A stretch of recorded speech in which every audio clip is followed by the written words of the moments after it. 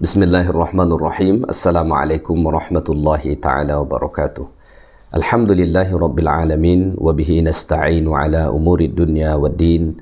Wassalatu wassalamu ala habibina Muhammadin sayyidil anbiya'i wal mursalin wa ala alihi wa sahbihi ajma'in. Subhanaka la ilma lana illa ma'allamtana innaka antal alimul hakim. Hasbunallah wa ni'mal wakil, ni'mal maula wa ni'mal nasir. ولا حول ولا قوة إلا بالله العلي العظيم. رب اشرح لي صدري ويسر لي أمري واحلل عقدة من لساني يفقه قولي. رب يسر ولا تعسر، رب تمم بالخير، ولا حول ولا قوة إلا بالله العلي العظيم. Alhamdulillah, sentiasa kita merafakkan kesyukuran kehadrat Allah Ta'ala kerana Allah masih mengurniakan nikmat-nikmatnya kepada kita semua. Tuan-tuan, puan-puan, muslimin dan muslimat, jemaah yang dikasihi lagi dirahmati Allah Ta'ala sekalian. InsyaAllah Ta'ala pada hari ini Isnin kita sambung semula kuliah tafsir dan tadabbur Al-Quranul Karim Surah Al-Mujadalah. Pada minggu lepas Alhamdulillah kita dah sampai sehingga ayat 15. So pada hari ini insyaAllah kita akan sambung bermula ayat 16 dan ayat-ayat seterusnya nanti insyaAllah Ta'ala. Baik, Allah Subhanahu wa taala berfirman, A'udzu billahi minasy syaithanir rajim. Ittakhadhu aymanahum junnatan fasaddu an sabilillah. Fasaddu an sabilillah falahum 'adzabun muhin. Yang bermaksud mereka menjadikan sumpah sebagai perisai, maka dengan yang demikian dapatlah mereka menghalang dirinya dan orang lain dari jalan Allah Subhanahu wa taala. Oleh itu mereka beroleh azab seksa yang menghina. Tuan-tuan dan puan-puan, muslimin dan muslimat yang dikasihi lagi dirahmati Allah Ta'ala sekalian, ayat 16 ini dan ayat selepas ini Allah Subhanahu wa taala menjelaskan kepada kita tentang orang-orang munafik. Ya, jadi pada ayat ini Allah Ta'ala menyatakan bahawa antara ciri orang munafik itu ialah ittakhadhu aymanahum junnah. Mereka menjadikan sumpahnya sebagai perisai. Jadi salah satu ciri kepada orang-orang munafik itu, mereka sangat suka bersumpah. Apa tujuan mereka bersumpah itu? Supaya menjadi junnah. Junnah ni perisai, benteng, pelindung mereka. Untuk melindungi diri mereka daripada apa? Minal qatli, daripada dibunuh. Ya, bisababi kufrihim, disebabkan kekafiran mereka. Waliman'il muslimin an akhdhi amwalihim, dan supaya orang Islam tidak mengambil harta benda mereka. Jadi orang-orang munafik ini yang hakikatnya mereka adalah kafir tetapi berpura-pura sebagai seorang muslim, mereka ini kata Allah sangat suka bersumpah. Sangat ringan bagi orang-orang munafik itu bersumpah. Ya, ma ashal 'alal munafiq ay yabi'a dinahu bi aymanin kadhibah. Sangat ringan bagi orang-orang munafik untuk menjual agama mereka dengan sumpah-sumpah palsu. Mereka bersumpah palsu dengan maksud supaya selamat diri mereka dan supaya selamat harta benda mereka daripada orang-orang Islam. Jadi mereka akan bersumpah mengatakan bahawa mereka adalah orang Islam, mereka adalah orang beriman, mereka bersama-sama dengan orang beriman. Tujuan mereka adalah itu.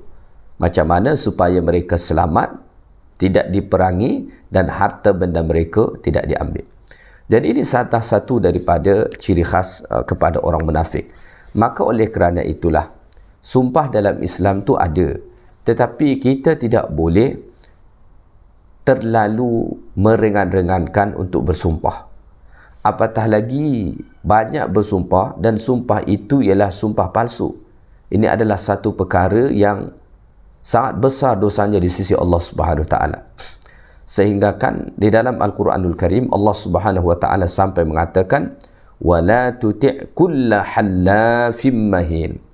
Janganlah kamu taat kepada halaf. Halaf ni ialah orang yang banyak bersumpah. Mahin, lagi hina kata Allah. Jadi orang yang banyak bersumpah tu menyebabkan mereka hina. Bukan menyebabkan mereka menjadi mulia, menjadi tinggi di sisi Allah Ta'ala, tak. Bahkan itu menyebabkan mereka menjadi hina dalam pandangan Allah Ta'ala dan juga dalam pandangan manusia. Kenapa? Kerana terlampau sering mereka untuk bersumpah. Apatah lagi sumpah itu ialah sumpah palsu sebagaimana yang dilakukan oleh orang-orang munafik tadi. Jadi pada ayat 16 ni Allah Ta'ala memberitahukan kepada kita bahawa antara ciri orang munafik itu mereka sangat banyak bersumpah, dan tujuan mereka bersumpah itu untuk membentengi diri mereka dan harta benda mereka daripada kaum muslimin. Itu tujuan mereka. Fasaddu an sabilillah. Fabisababi dhalika, maka dengan sebab yang demikian, sebab mereka ini banyak bersumpah, sumpah palsu dengan maksud untuk melindungi diri dan harta mereka tadi, maka dengan disebabkan itu, saddu anfusahum, mereka telah menutup diri mereka, wa ghairahum, dan selain daripada mereka, orang lain, an sabilillah, daripada jalan Allah Subhanahu wa Ta'ala. Jadi disebabkan mereka ini suka bersumpah palsu yang bertujuan untuk melindungi diri mereka, harta benda mereka, itu menyebabkan mereka terhalang atau mereka menutup diri mereka daripada agama Allah Subhanahu wa Ta'ala, sehingga akan mereka semakin jauh, semakin jauh, semakin jauh. Bahkan bukan saja mereka menghalang ataupun menutup diri mereka daripada agama Allah Ta'ala, bahkan orang-orang munafik ini juga mereka sentiasa berusaha untuk menutup jalan orang-orang yang lain, ya, jalan orang lain terhadap agama Allah Subhanahu wa Ta'ala. Mereka akan berusaha sedaya upaya mereka mampu supaya orang semakin jauh daripada agama Allah Subhanahu wa Ta'ala. Maka oleh kerana itu kata Allah Ta'ala, falahum azabun muhin, ya, maka disebabkan perbuatan mereka tadi yang banyak bersumpah palsu dengan maksud untuk melindungi diri dan harta benda mereka, kemudian menghalang diri mereka dan orang lain daripada agama Allah Ta'ala, maka disebabkan itu falahum azabun muhin, bagi mereka adalah azab Allah Ta'ala yang amat hina, ya. Bagi mereka azab seksa daripada Allah Ta'ala yang amat menghinakan diri mereka. So oleh kerana itu, kita kalau benar-benar sebagai seorang yang beriman kepada Allah Ta'ala, kita kena menjauhi sifat munafik ini. Kalau munafik tadi suka bersumpah palsu, maka orang beriman dia kena menjauhi perbuatan ini. Jangan bersumpah palsu. Bahkan tidak digalakkan kita terlampau mudah untuk mengeluarkan kata-kata sumpah. Yang kedua, munafik itu tadi kata Allah, menghalang diri mereka dan orang lain daripada ajaran Allah Ta'ala, daripada agama Allah Ta'ala. So oleh kerana itu, kalau kita ni betul-betul sebagai seorang yang beriman kepada Allah, maka yang semestinya kita lakukan ialah macam mana memasukkan diri kita dan juga orang lain ke dalam agama Allah Ta'ala. Mempersilakan, membuka pintu yang seluas-luasnya untuk diri kita dan orang lain, ya, terhadap agama Allah Subhanahu wa Ta'ala ni. Kalau itu dilakukan, maka tidak akan mendapatkan azab yang hina sebagaimana didapatkan oleh orang-orang munafik. Maka kita akan mendapatkan ganjaran yang mulia daripada Allah Subhanahu wa Ta'ala, ya. Baik, kita teruskan ayat 17. Pada ayat 17 Allah Subhanahu wa Ta'ala berfirman, lan tughniya anhum amwaluhum wala auladuhum minallahi syai'a wa ulaika ashabun nar hum fiha khalidun. Harta benda mereka dan anak pinak mereka tidak sekali-kali akan dapat memberikan sebarang pertolongan kepada mereka dari azab Allah. Mereka ahli neraka, mereka tetap kekal di dalamnya.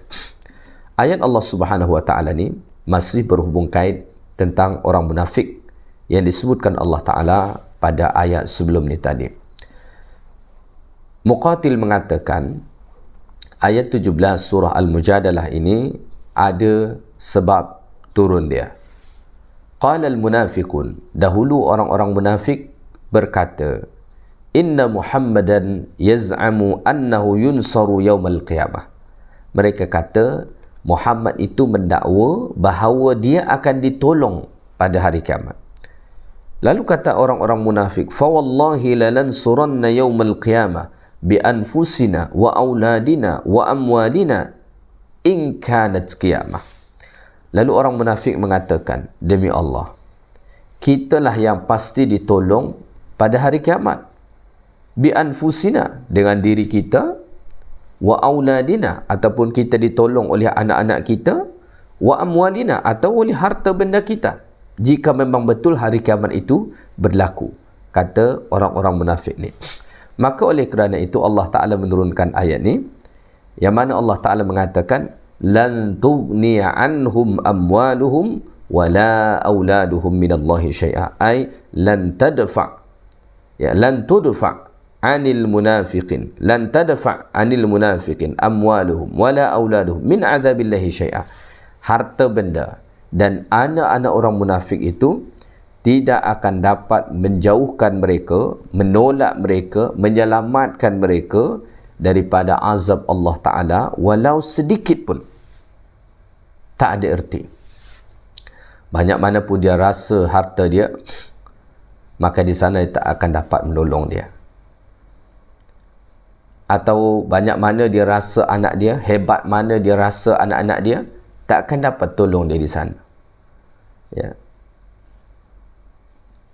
Maka oleh kerana itu, kata Allah Ta'ala, ulaika ashabun nar, mereka itulah ahli neraka. Dimasukkan mereka ke dalam api neraka Allah Ta'ala, kerana tidak ada yang dapat menyelamatkan mereka. Harta yang mereka bangga-banggakan di dunia tak dapat tolong mereka. Anak yang mereka bangga-banggakan di dunia tak akan dapat tolong mereka. Sebenarnya ini berlaku bukan hanya kepada orang-orang munafik, tetapi kepada setiap orang yang menjadi ahli neraka. Banyak mana pun harta dia miliki dekat dunia ni, tak ada erti di sana.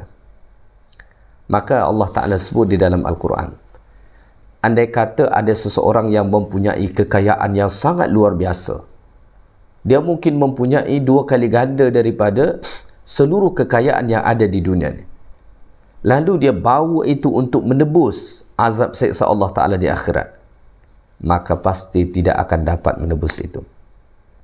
Seoleh kerana itu, harta yang akan dapat menolong kita, menebus kita di akhirat nanti, itu hanya harta yang kita infak, kita sedekah, kita wakaf semasa kita hidup dekat dunia. Kalau harta yang kita simpan, yang kita bangga-banggakan, tak akan dapat tolong kita. Sebab itulah Nabi SAW mengatakan, bebaskanlah diri kamu daripada azab api neraka Allah walau bisyiqqit tamrah, walaupun dengan bersedekah setengah biji kurma. Ya, maka salah satu sebab yang menyelamatkan seseorang daripada azab api neraka ialah infak dia, sedekah dia, derma dia, wakaf dia. Itulah. Adapun harta yang hanya dibangga-banggakan, ditunjuk-tunjukkan sebagaimana yang dilakukan oleh orang-orang munafik, maka di akhirat nanti itu semua tak akan dapat menghalang mereka, menyelamatkan mereka daripada azab Allah. Begitu juga dengan anak, wala auladuhum. Begitu juga dengan anak. Anak-anak yang mereka banggakan oleh kerana mungkin prestasi duniawi, pencapaian duniawi, tapi tak ada akhirat sama sekali, tak akan boleh tolong dia nanti. Ya, tak akan boleh menolong dia. Maka dalam Islam ada anak yang boleh tolong mak ayah dia dekat akhirat, tetapi itu anak-anak yang mana mereka ini beriman kepada Allah Subhanahu Wa Taala. Anak-anak yang semasa hidup mereka taat kepada Allah. Maka misalkan ada seorang anak yang dia mungkin hafiz Al-Quran, dia hafaz 30 juzuk Al-Quran, maka di akhirat dia boleh bagi syafaat pertolongan kepada mak ayah dia. Kata Nabi SAW dalam hadis, mana-mana anak yang hafaz Al-Quran, maka dia akan memakaikan mahkota kepada kedua ibu bapa dia di akhirat. So boleh dapat syafaat daripada anak yang soleh. Ya, tetapi anak yang sekadar dibangga-banggakan sebagaimana yang dilakukan oleh orang-orang munafik pada masa dahulu, maka kata Allah, lan tughni anhum amwaluhum wala auladuhum minallahi syai'a. Sedikit pun tak akan dapat menyelamatkan mereka daripada azab Allah Subhanahu wa taala. Ulaika ashabun nar, so mereka itu adalah ahli neraka, hum fiha khalidun, dan mereka akan kekal buat selama-lamanya di dalam api neraka Allah Subhanahu wa taala tu. Waliyadzubillah, ya.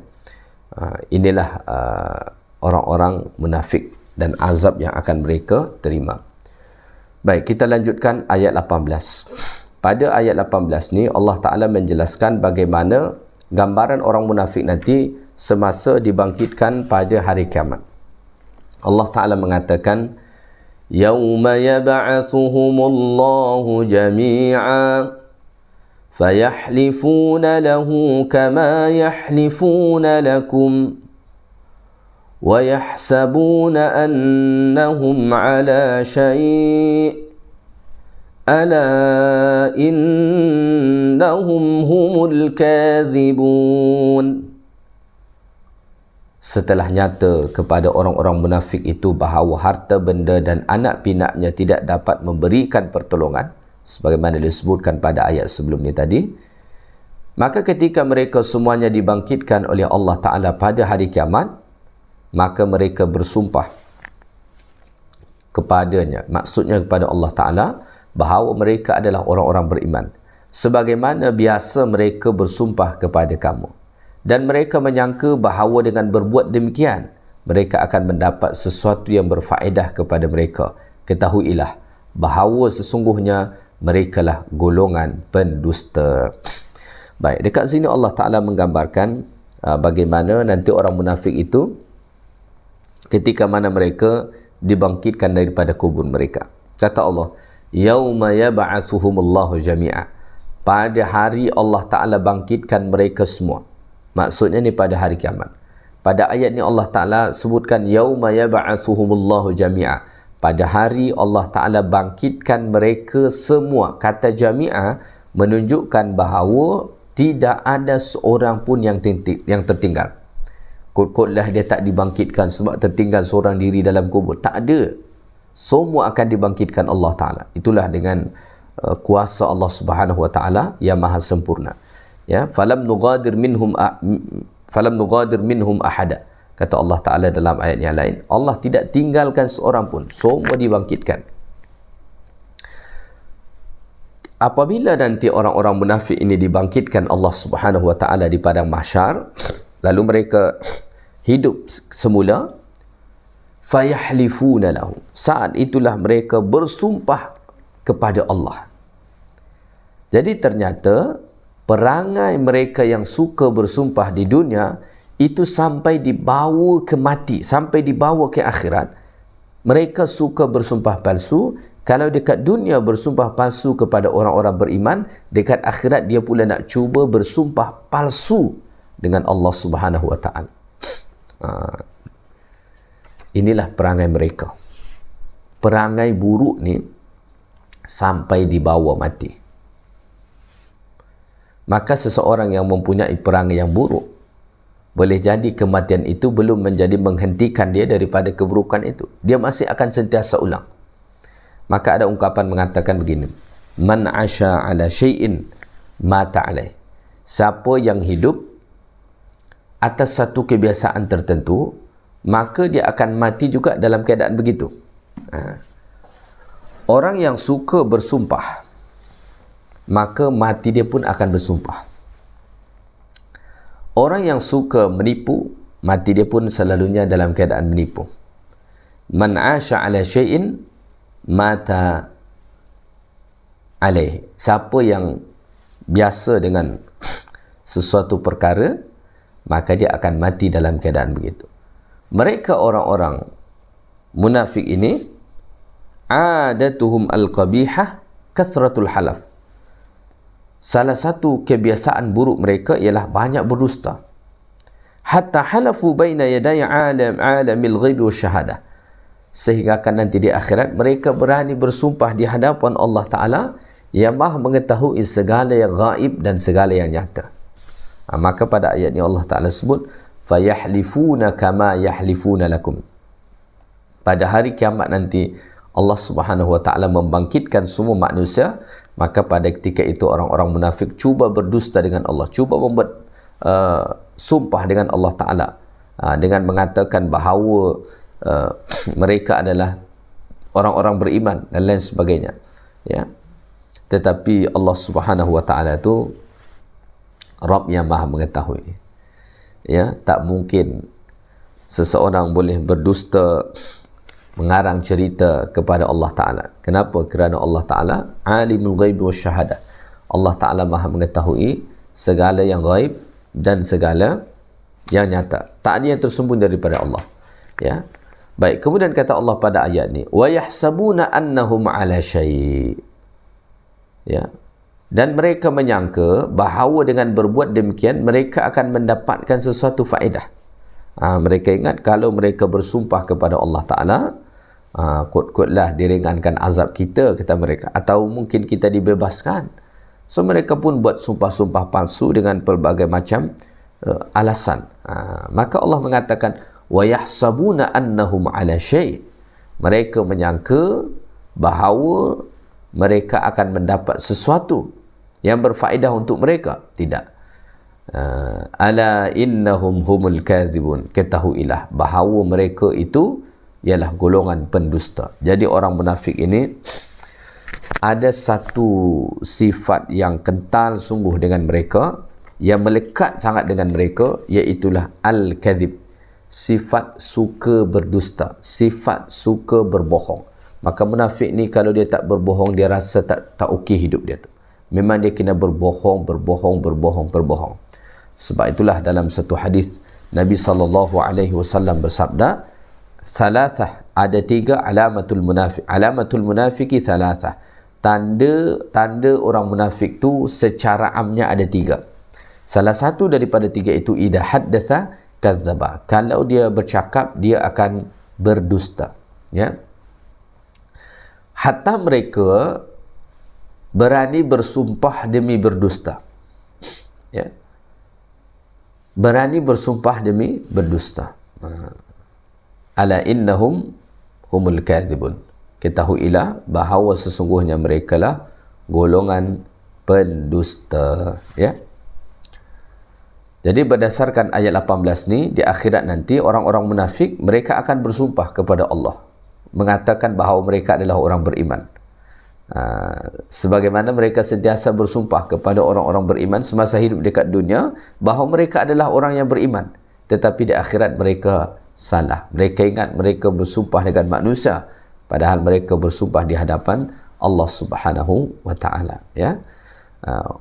Wa yahsabuna annahum ala syai', ya. Mereka menyangka bahawa mereka akan mendapatkan sesuatu faedah. Ala innahum humul kadhibun. Ketahuilah mereka itu berdusta, kata Allah Subhanahu Wa Ta'ala, ya. Baik, kita teruskan ayat 19. Pada ayat 19 Allah Ta'ala berfirman, istahwadha alaihimus syaitanu fa'ansahum dhikrallah ulaika hizbus syaitan ala inna hizbas syaitani humul khasirun. Yang bermaksud, syaitan telah menguasai dan mempengaruhi mereka sehingga menyebabkan mereka lupa mengingati ajaran dan agama Allah. Mereka itulah puak syaitan. Ketahuilah bahawa puak syaitan itu sebenarnya orang-orang yang merugi. Ya, ini Allah Subhanahu Taala masih menjelaskan kepada kita tentang munafik itu. Bahawa orang munafik itu, kata Allah, istahwadha alaihimus syaitan. Mereka itu ialah orang-orang yang dikuasai oleh syaitan. Orang-orang yang diperdaya oleh syaitan. ketika mana syaitan memperdaya seseorang, menguasai diri seseorang, maka fa'ansahum zikrullah, maka syaitan itu akan buat manusia lupa mengingati Allah, lupa berzikir kepada Allah, lupa beribadat kepada Allah, lupa menyembah Allah Ta'ala. Inilah dia orang-orang munafik. Ya. Mereka hidup di bawah ilham syaitan, yang mana setiap daripada bisikan-bisikan syaitan ini berusaha untuk membuat manusia lupa daripada zikrullah, daripada mengingati Allah Subhanahu wa Ta'ala. So ada pengajaran yang kita nak ambil daripada sini. Kita sangat penting untuk berlindung kepada Allah Ta'ala daripada gangguan syaitan. Sentiasa berdoa kepada Allah, minta perlindungan kepada Allah supaya Allah Ta'ala jauhkan kita daripada penguasaan syaitan. Kerana kalau syaitan dah menguasai kita, dia akan buat lupa kita terhadap Allah. Dia buat lupa. Dengan cara apa dia buat kita lupa? Dengan cara dia sibukkan kita dengan memikirkan perkara-perkara dunia. Akhirnya kita lupa berzikir kepada Allah Subhanahu wa Ta'ala. Maka Al-Quranul Karim menggambarkan yang sentiasa menyebabkan kita lupa itu adalah syaitan. Berulang kali Allah Ta'ala sebut dalam Quran. Salah satunya pada ayat ini. فَأَنْسَاهُمْ ذِكْرَاللَّهِ. Maka mereka, syaitan itu, maka dia syaitan membuat kamu lupa akan mengingati Allah Subhanahu wa Ta'ala. Ya. Ulaika hizbus syaitan. Mereka itulah pasukan syaitan, puak daripada syaitan. Siapa mereka? Orang-orang munafik atau siapa sahaja yang telah pun diperdaya, dikuasai oleh syaitan, akhirnya mereka lupa untuk mengingati Allah. Maka ulaika hizbus syaitan, hizbus syaitan. Mereka itulah hizbus syaitan. Hizbus syaitan ni puak kepada syaitan. Maka orang-orang yang lupa, kalau kita lupa, ketahuilah bahawa itu datang daripada syaitan. Maka dikatakan, idza nasita dzikrallah, apabila engkau lupa daripada mengingati Allah, lupa daripada beribadat kepada Allah Ta'ala, maka ketahuilah itu merupakan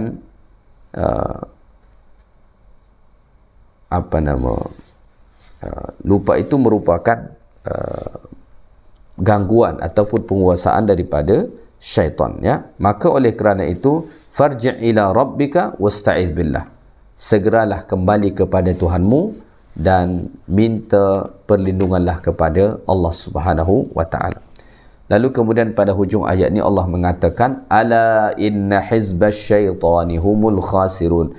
Ketahuilah bahawa puak syaitan itu sebenarnya merekalah orang-orang yang merugi. Ya, merekalah orang-orang yang merugi. Manakala orang Islam mereka tak ada rugi.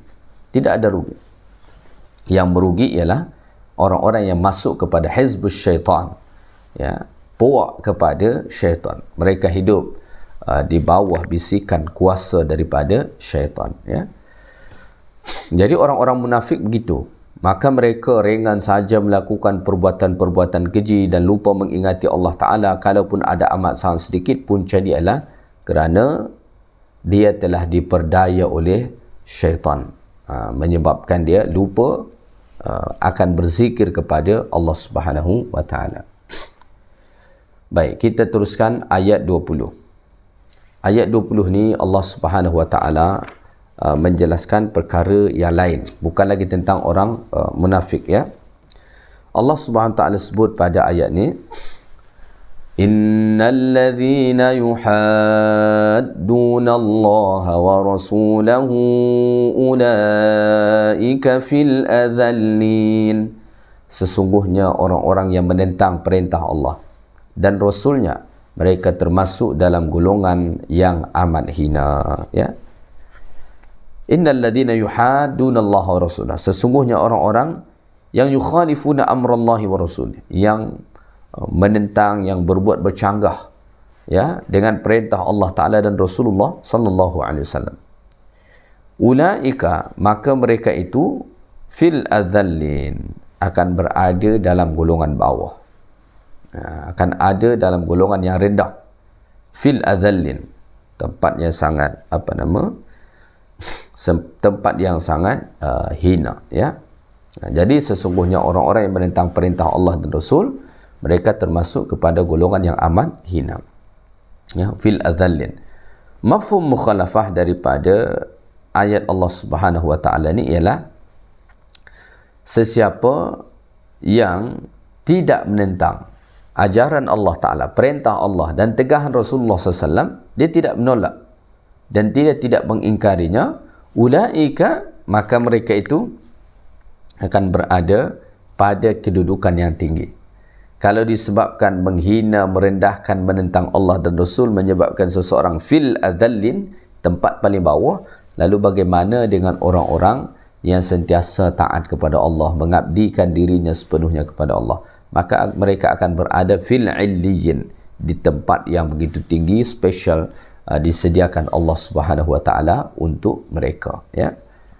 Baik, kita teruskan. Kemudian Allah Subhanahu wa taala berfirman pada ayat 21, kataballahu la'aghlibanna ana wa rusuli innallaha qawiyyun aziz. Allah Ta'ala telah menetapkan, sesungguhnya aku dan Rasul-Rasulku tetap mengalahkan golongan yang menentang. Sesungguhnya Allah Ta'ala maha kuat lagi maha bijaksana, ya. Baik, pada ayat ni Allah Ta'ala menyatakan, kata wallahu fi lauhil mahfuz, Allah Ta'ala telah pun menuliskan di lauhul mahfuz, wa hakama, dan memutuskan, bi anna nusrata lahu wa li kitabihi wa rusulihi wa ibadihi al-mu'min, bahawa al-lauh al-mahfuz, ya, lauh al-mahfuz ni ialah tempat apa kita sebut, ya, tempat al-lauh al-mahfuz ni ialah satu tempat di atas langit sana, diletakkan pelbagai ilmu Allah Subhanahu wa taala, termasuk takdir-takdir kita, ya. Jadi Allah mengatakan, kataballahu la'aghlibanna ana wa rusuli, sesungguhnya Allah dan Rasul telah tetap mengalahkan golongan yang menentang. La'aghlibanna ana wa rusuli, pasti akan menang dan dapat mengalahkan ana wa rusuli, saya dan Rasulnya, kata Allah Subhanahu wa taala. Jadi sudah menjadi satu ketetapan daripada Allah Ta'ala bahawa Allah Ta'ala dan Rasulnya akan mengalahkan siapapun. Pertolongan Allah Ta'ala pasti akan datang. Tidak mungkin tidak akan datang pertolongan Allah Ta'ala. Sebab itu dikatakan, kataballahu fi lauhil mahfuz, Allah Ta'ala telah menuliskan di lauhul mahfuz, bi anna nusrata lahu, bahawa pertolongan bagi Allah, baginya, wali kitabihi, bagi kitabnya, wali rusulihi wa rusuli, dan kepada rasul-rasulnya, wa ibadihil mu'minin, dan kepada hamba-hamba Allah Ta'ala yang beriman. Innallaha qawiyyun aziz, sesungguhnya Allah Ta'ala itu maha kuat lagi maha perkasa, ya. Jadi ayat 21 surah Al-Mujadalah ini ayat yang menjelaskan tentang semangat bagi kita, keyakinan penting bagi kita bahawa la'aghlibanna ana wa rusuli, saya, kata Allah, ya, akan menentang, begitu juga dengan Rasul-Rasul Allah Subhanahu wa ta'ala, akan menentang perkara itu atau perkara-perkara yang tidak baik, ya, yang bercanggah dengan syariat Allah Subhanahu wa taala, dan Allah Taala menjanjikan kemenangan. Walaupun kemenangan itu tidak datang serta-merta, kita kena sabar, tapi kemenangan pasti Allah Taala bagi. Ini satu keyakinan yang kita kena tanamkan dalam hati kita. Mungkin hari ini kita tak menang, mungkin hari ini kita ditindas, tetapi percayalah, suatu hari, pada hari yang tepat, Allah Taala akan mendatangkan pertolongan, dan tidak ada sesiapa yang dapat mengalahkan Allah. Kerana Allah itu qawiyyun aziz, maha kuat, aziz lagi maha perkasa. Aziz ini maksudnya perkasa, tidak ada sesiapa pun yang dapat mengalahkan Allah Ta'ala. Ada orang kuat-kuat, tapi dengan orang tertentu dia kalah, tapi Allah Ta'ala tak. Allah Subhanahu Wa Ta'ala yang maha kuat lagi maha perkasa. Mudah-mudahan ayat-ayat yang kita bahaskan pada hari ini, mulai daripada ayat 16 tadi ya sehinggalah ayat 21 surah Al-Mujadalah ini bermanfaat bagi kita, dapat kita faham dengan sebaik-baiknya. Jadi ayat 16 sehingga ayat 19 tadi itu berbicara tentang orang-orang munafik, ya, yang mana orang-orang munafik ini antara ciri mereka suka bersumpah palsu dengan maksud untuk menyelamatkan diri dan harta benda mereka. Tetapi oleh kerana perbuatan itu Allah timpakan kepada mereka azab yang amat menghinakan. Bila itu pada hari kiamat, yang mana pada hari kiamat nanti harta dan anak-anak kita tak ada guna sama sekali, kecuali harta dan anak-anak yang pernah kita gunakan di jalan Allah. Maka oleh kerana itu mereka akan menjadi ahli neraka dan mereka akan kekal buat selama-lamanya di dalam api neraka itu. Bila itu berlaku pada hari kiamat nanti. Kemudian Allah menyatakan dahsyatnya orang munafik ini bersumpah bukan hanya semasa hidup, bahkan mereka selepas mati pun, saat nanti mereka menghadap kepada Allah Ta'ala, mereka masih lagi berani bersumpah di hadapan Allah tanpa mereka sedar bahawa Allah Subhanahu Wa Ta'ala dan semua orang mengetahui perkara tersebut, ya. Baru kemudian pada ayat 19 tadi Allah Ta'ala menjelaskan, ya, bahawa syaitan ini dia akan sentiasa menguasai, mempengaruhi manusia. Dan apabila syaitan sudah mempengaruhi manusia, dia akan buat manusia itu lupa daripada mengingati Allah. Maka sesiapa yang lupa daripada mengingati Allah, dia akan menjadi hizbus syaitan, puaknya syaitan. Dan puak syaitan ini tidak akan pernah berjaya. Oleh kerana itu, sentiasa berzikir kepada Allah, minta perlindungan kepada Allah. Jangan sampai kita masuk dalam kumpulan orang-orang yang dipengaruhi oleh syaitan, akhirnya menyebabkan kita masuk dalam kategori orang-orang yang merugi. Ayat 20 dan ayat 21 pula tadi, ayat 20 itu menjelaskan orang-orang yang menentang perintah Allah Ta'ala. Maka sesiapa sahaja yang menentang perintah Allah, dia akan hina. Mafhum mukhalafahnya, sesiapa yang menerima dan beriman ayat-ayat Allah Ta'ala, maka dia akan ditinggikan oleh Allah Subhanahu Wa Ta'ala. Dan ada satu ketetapan daripada Allah bahawa kataballahu la'aglibanna ana wa rusuli. Allah Ta'ala telah pun menetapkan bahawa kemenangan akan berpihak pada orang-orang yang beriman kepada Allah Subhanahu Wa Ta'ala, ya. Dan Allah itu Rabb yang maha kuat lagi maha perkasa. Itu saja kuliah kita pada hari ini. Mudah-mudahan bermanfaat bagi kita semua. Dijauhkan Allah kita daripada segala sifat-sifat kemunafikan atau sifat yang menentang Allah Subhanahu Wa Ta'ala dan Rasulnya. Kerana apabila kita selamat daripada dua perkara ini, selamat dari segala bentuk kemunafikan dan selamat daripada menentang perintah Allah Ta'ala dan Rasul, maka insya-Allah kita akan menjadi golongan yang selamat fid dunya wal akhirah. Itu sahaja yang baik daripada Allah Ta'ala, segala yang kurang daripada saya. Subhanakallahumma bihamdik, asyhadu an la ilaha illa anta, astaghfiruka wa atubu ilaik. Assalamualaikum warahmatullahi ta'ala wabarakatuh.